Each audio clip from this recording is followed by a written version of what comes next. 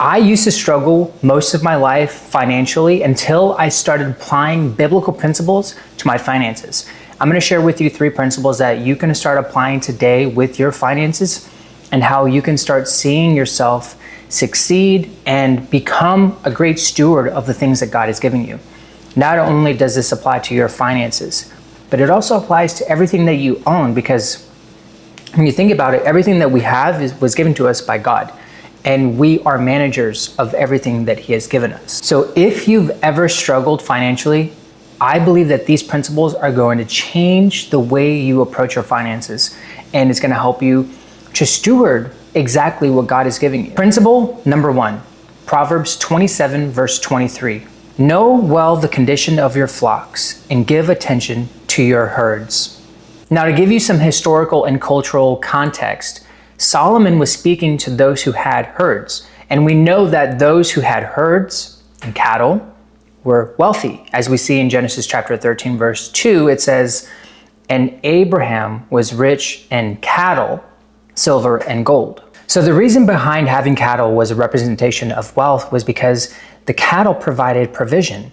It fed them, it provided wool, milk, and you could sell the cattle. So it was a symbol of income and legacy. Having the cattle required constant attention to their flocks, because if they didn't pay attention, the flocks would die due to disease, predators, or famine, and it would actually wipe out the people because they solely provided on their cattle, which means that they needed to pay careful attention to their cattle. And when they did, it multiplied. This is why Solomon said, "Know well the condition of your flocks and give attention to your herds," because it was very important to steward what God had given them. If you haven't seen the correlation to your finances, do you carefully monitor where your money's going and why it's going there?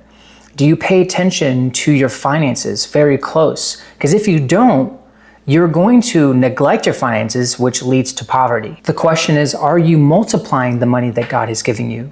Do you know the condition of your finances, or do you hide from it? Because I know that sometimes when we don't steward our finances, we tend to hide from it. We don't like to look at our bank account.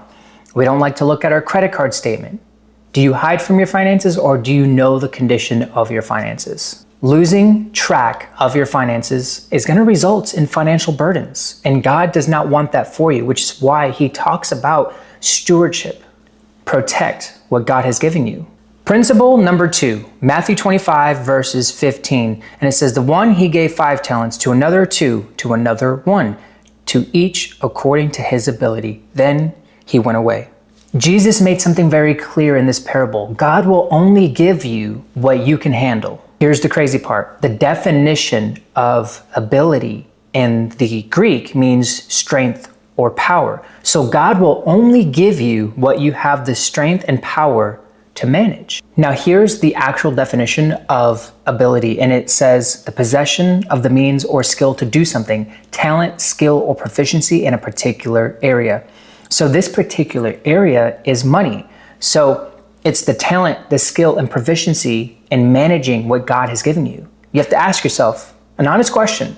Are you managing with proficiency the thing that God has given you? If not, then the result of that is you're not able to increase, and is only going to give you what you can handle. So where you are right now is because of your proficiency and skill in managing the money that God has given to you. So if you're not happy with where you are, you just need to be a better steward so that you can increase your capacity to receive more. I believe it's about showing God that you are trustworthy with what He has given you. And when you can show that you are trustworthy, you are able to increase and have more. Principle number 3, Luke 19 verse 17, and it says, "And he said to them, 'Well done, good servant, because you have been faithful in very little, you shall have authority over 10 cities. Stewardship precedes rulership. When you can handle what God has given you by stewarding it well, you become a ruler over more. And it piggybacks off of what we were just talking about.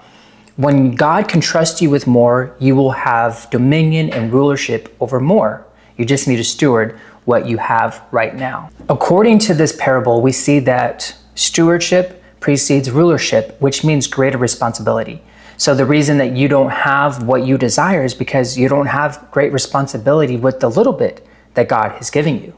Your lack of stewardship is the reason that you do not have rulership over the things that you desire. Your lack of stewardship is the reason that you do not have rulership over more and over the things that you desire. So if you want to have stewardship over more and you ruler over more, then steward what God is giving you. Your lack of stewardship is the reason that you do not have rulership over the things that you desire. So if you aren't responsible with the little bit that you do have, receiving more would actually harm you. And it's by God's grace that He is protecting you from receiving more until you have developed your character to handle just the little bit that you do have so that you can increase your capacity to steward more and become a ruler over more. What we can learn from this passage is that stewardship leads to rulership. If you desire to have more dominion and rulership over more things, then you need to steward the little bit that He has given you, be faithful with it, and trust that God's timing is perfect and He will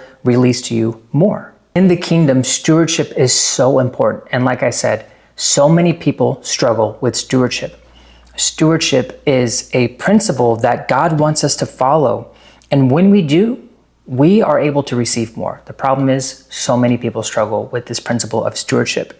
So you just need to be faithful in the little things. Just as the master said, right? Well done, good and faithful servant. Be faithful with the things that God is giving you. That wraps up our video, and I want to thank you for watching and tuning in. I really hope that you found it helpful and apply what we've talked about today. And if you did find this video helpful, be sure to subscribe to the channel. I post faith-based content where I teach you business, finances, and faith. So if you like this kind of content, also give this video a thumbs up. I appreciate it. It helps me to push the videos out so that we can have a bigger impact on people who come across our channel. And comment down below what principle stood out to you and what are you going to start applying today. I'd love to know what stood out for you.